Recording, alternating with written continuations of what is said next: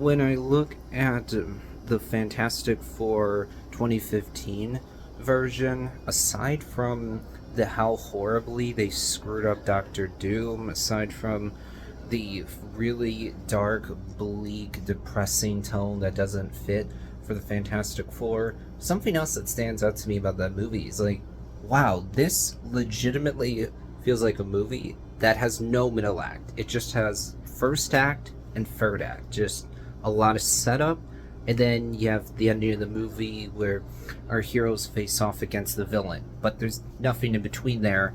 After our four main characters get their superpowers, you just suddenly, jarringly cut to, oh, they've been doing this for some time now. They've been working with the government for some time now. There's all this stuff that happened off screen. We didn't get to see it. We don't get to see them trying to adjust to their powers. No, we just suddenly cut to, yeah, a good amount of time has passed. They're used to this now. And then we gotta rush into defeating Doctor Doom. And then we look at Fantastic Beast Crimes of Grindelwald, the middle film in the Fantastic Beast trilogy. And that one also feels to me like there's just no middle act. You just have for a lot of setup, you have a first act, and then we just suddenly are fighting off against the villain. Suddenly our heroes just bump into, by complete chance, this Grindelwald rally, and then, oh, we gotta face off against him. But there's no middle act, there's no rising action. Now, for those who don't know what I'm talking about here, what I mean is that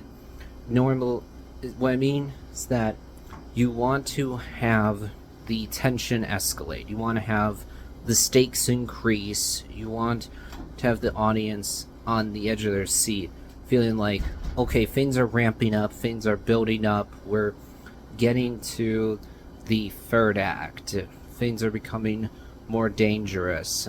But with Fantastic Beasts Crimes of Grindelwald, the stakes remain the same throughout the movie until you get to the very end where heroes are facing off against Grindelwald. So you don't have that rising action. Building up of suspense, building tension, anything like that.